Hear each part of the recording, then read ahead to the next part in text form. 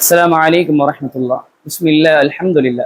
அன்பார்ந்த அருமை சகோதர சகோதரிகளே, முஃமின்களுடைய அமீராக இருக்கக்கூடிய அபு ஹப்ஸ் என்று அறியப்பட்ட உமர் இப்னுல் ஹத்தாப் ரலியல்லாஹு அன்ஹு அவர்கள் அறிவிக்கின்றார்கள், சமிஅத்து ரசூலல்லாஹி ஸல்லல்லாஹு அலைஹி வஸல்லம் யகூல், நபிகள் நாயகம் ஸல்லல்லாஹு அலைஹி வஸல்லம் அவர்கள் கூறியதாக நான் கேட்டேன், இன்னமல் அஅமாலு பின்னியாத், நிச்சயமாக செயல்கள் அனைத்தும் எண்ணங்களை பொறுத்தே இருக்கின்றன.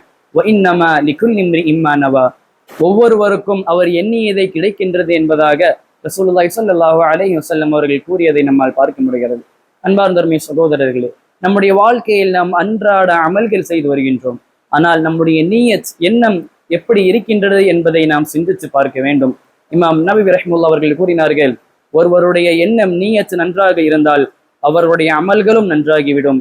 ஒருவருடைய நீயத் அது கெட்டதாக இருந்தால், தீமையாக இருந்தால் அவர்களுடைய அமல்களும் அது கெட்டுவிடும், தீமையாகிவிடும் என்பதாக இமாம் நபவி ரஹ்மத்துல்லாஹி அவர்கள் கூறியதை நம்மால் பார்க்க முடிகிறது. ஆதலால் நாம் எந்த ஒரு அமலை செய்வதாக இருந்தாலும் அல்லாஹ்விற்காக மட்டும் நாம் செய்வோமாக. அஸ்ஸலாமு அலைக்கும் வரஹ்மத்துல்லாஹ்.